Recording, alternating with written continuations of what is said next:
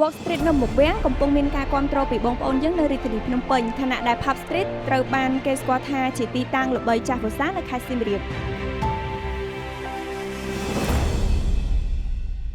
ថ្មិចបើចិត្តដល់ថ្ងៃចូលឆ្នាំខ្មែរឯងពិបាកសម្រាប់ចិត្តមានអត់ដឹងថាគួរទៅកម្មវិធីអង្គរសង្ក្រាន្តនៅសៀមរាបឬក៏លេងសង្ក្រាន្តនៅវត្តភ្នំទៅសៀមរាបបានដើរលេងប្រាសាទហើយបានទៅលេងបាញ់ទឹកនៅ Pub Street តែបើនៅភ្នំពេញវិញឆ្នាំហ្នឹងពេញលេងហ្មងតាំងពី Walk Street នៅមុខវាំងដល់វត្តភ្នំសម្រាប់ admin វិញអត់មានអីពិបាកសម្រាប់ចិត្តទេព្រោះគុំថាឡើយឆ្លងឆ្នាំទៅ3ឆ្លងភពទៀតក៏ដូចផ្ទះធម្មតា Village Street វីដេអូនេះផងដែរឧបត្ថម្ភដោយក្រុមហ៊ុន Samsung True Home គឺជាក្រុមហ៊ុនដែលមានទាំងអ្នកជំនាញសិក្សាប្លង់វិស្វករនិងក្រុមជាងដែលមានបទពិសោធន៍ច្រើនឆ្នាំផ្ដល់ជូននូវទំនុកចិត្តគុណភាពខ្ពស់និងតម្លៃសមរម្យដើម្បីជាជំនួយក្នុងការសម្រេចចិត្តមកមើលពីការប្រៀបធៀបរវាងទីតាំងកំសាន្តទាំងពីរនេះទាំងអស់គ្នា1ទីតាំងនិងបរិយាកាស Walk Street ភ្នំពេញស្ថិតនៅក្នុងរាជធានីភ្នំពេញតាមបណ្ដោយមាត់ទន្លេទំហំ 35.5 ហិកតាប្រវែង 1935 ម៉ែត្រតំបន់នេះធ្វើឲ្យទីក្រុងកាន់តែមានលក្ខណៈចម្រុះវាទាក់ទាញភ្ញៀវទេសចរទាំងជាតិនិងអន្តរជាតិជាទិសដៅលំហែកម្សាន្តថ្មីសម្រាប់អ្នកស្រុកដែលកំពុងស្វែងរកកន្លែងកម្សាន្តនាពេលរាត្រីដ៏រស់រវើក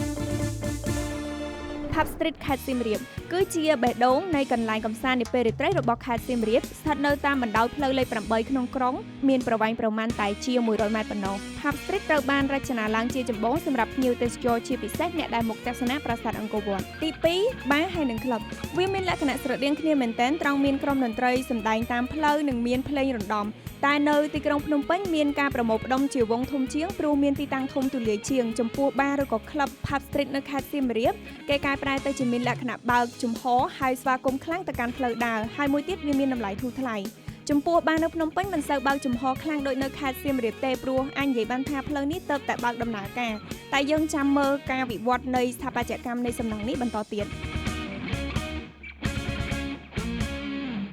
ចំណុចទី3តកតងជាមួយនឹងអាហារនិងភេសជ្ជៈចំពោះអាហារហើយនិងភេសជ្ជៈយើងឃើញថាវាមានលក្ខណៈស្រដៀងគ្នាមែនទែនដែលអាហារទាំងក្នុងហាងច្រើនមុខច្រើនបែបអាហារចម្រុះប្រទេសឆ្ងាញ់ស្រាកាឡុកក៏មានដែរបើនិយាយពីអាហារតាមដងផ្លូវវិញក៏សម្បូរបែបដូចគ្នានិងមានតម្លៃធូរថ្លៃអាចទទួលយកបានតែបើគិតពីទំហំនិងចំនួននៅតែ Walk Street ភ្នំពេញមានចំនួនច្រើនទំហំធំនិងមានភាពសម្បូរបែបជាង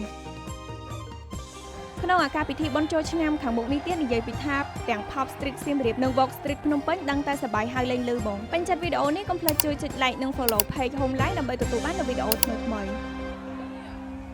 ជារួមមកយើងឃើញថា Pub Street ហើយនិង Walk Street មានលក្ខណៈស្រដៀងគ្នាមែនតើតែអាចនិយាយបានថា Pub Street គឺជាកូនបងជាគំរូនៃ Walk Street ដោយសារតែ Pub Street បង្កើតតាំងពីឆ្នាំ2008ហើយបើកដំណើរការរាល់ថ្ងៃបើកលឿនអាចម៉ោង5ហើយបើសិនជាយឺតអាចចាប់ផ្ដើមបើកនៅម៉ោង7ដែលចាប់ពីម៉ោងហ្នឹងគឺគេចាប់ផ្ដើមបិទផ្លូវនេះសម្រាប់ការធ្វើដំណើរកម្សាន្តដោយថ្មើរជើងឯ Walk Street វិញសម្រាប់ការបើកដំបូងគឺគេបើកនៅថ្ងៃទី1ខែកុម្ភៈឆ្នាំ2025ហើយគេបិទផ្លូវពីម៉ោង6ដល់ម៉ោង11យប់សម្រាប់ការធ្វើដំណើរកម្សាន្ត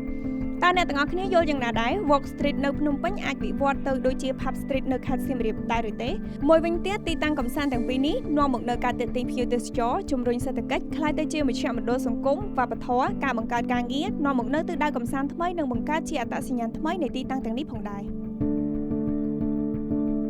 ជាចុងក្រោយក៏សូមអរគុណអ្នកទាំងអស់គ្នាសម្រាប់ការតាមដានទស្សនាវីដេអូមកដល់ចំណុចនេះហើយក៏សូមកុំភ្លេចជួយគាំទ្រ Channel Home Live តាមរយៈការជួយចុច Subscribe, Like ចុចសញ្ញាកណ្ដឹងនិង Share សូមអរគុណ